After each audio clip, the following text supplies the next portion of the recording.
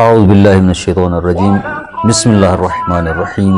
سوال یہ ہے کہ کیا عورت کے پیٹ میں موجود بچے کو ساقط کرنا یعنی ضائع کرنا جائز ہے یا نہیں ہے؟ عام طور پر آج ایک رواج پڑتا جا رہا ہے کہ ڈاکٹر صاحب نے تشخیص دے دی کہ یہ بچہ مثلاً تھیلیسیمیا کا مریض ہوگا یا اس کا کوئی عضو ناقص ہوگا، لہٰذا اس بچے کو گرا دیا جائے۔ کیا ایسا کرنا صحیح ہے یا نہیں ہے شرعی لحاظ سے؟ تو عرض یہ ہے کہ نطفہ ٹھہرنے کے بعد بچے کی دو حالتیں ہوتی ہیں۔ ایک حالت یہ ہے کہ بچے کے بدن میں ابھی تک روح پیدا نہیں ہوئی، اور دوسری حالت یہ ہے کہ بچے کے بدن میں روح پیدا ہو چکی ہے۔ دونوں حالتوں میں اپنا اپنا مسئلہ ہے۔ اگر بچے کے بدن میں روح پیدا نہیں ہوئی تو اس حالت میں صرف ایک صورت میں بچے کو ضائع کرنا جائز ہے، اور وہ یہ ہے کہ جب ماں کی جان کو شدید خطرہ لاحق ہو یا ماں کے لیے ایسے ناقابل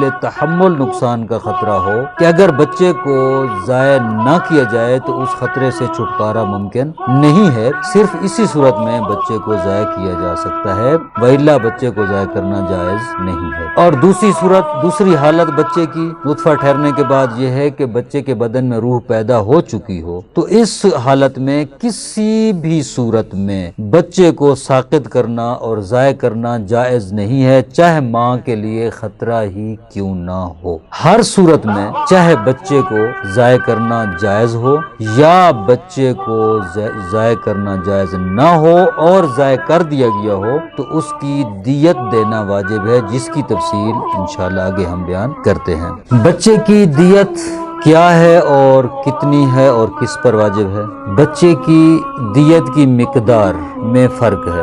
بچے کے بدن میں اگر روح داخل ہو چکی ہو، شکم مادر سے باہر مرے، یعنی کوئی ایسا کام کیا ہے جس کی وجہ سے بچے کو ضائع کرنا چاہتے تھے لیکن بچہ شکم مادر میں نہیں، شکم مادر سے باہر آ کر مرے۔ اگر لڑکا ہو تو اس کی دیت 5250 مسقال یعنی 24,192 گرام چاندی دینا واجب ہے۔ اگر لڑکی ہو تو اس کے نصف دیت دینا واجب ہوگی، یعنی 2625 مسقال یعنی 12,096 گرام چاندی دینا واجب ہے، کیونکہ ایک مسقال 4.608 گرام تقریباً 4.5 گرام کا ہوتا ہے۔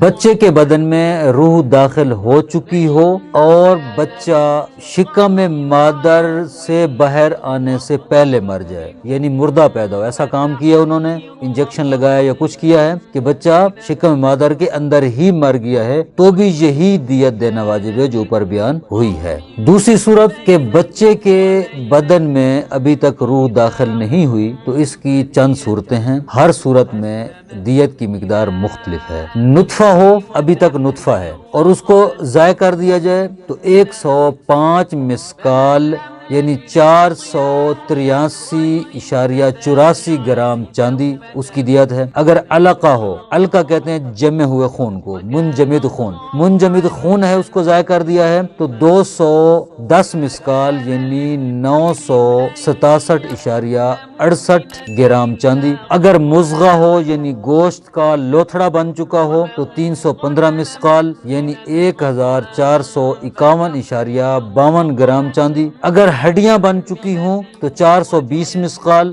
یعنی 1935.36 گرام چاندی ہوگی۔ اگر اس کے اعضاء و جوارح مکمل ہو چکے ہوں، ابھی تک روح پیدا نہیں ہوئی لیکن اس کے اعضاء و جوارح مکمل ہو چکے ہیں تو 525 مسقال یعنی 2429.2 گرام چاندی اس کی دیت ہے۔ اس میں کوئی فرق نہیں ہے وہ لڑکا ہے یا لڑکی ہے۔ لڑکے اور لڑکی کا فرق جو ہے وہ اس صورت میں ہے کہ جب اس کے بدن میں روح پیدا ہو چکی تھی، یہاں پر لڑکے اور لڑکی کا کوئی فرق نہیں ہے۔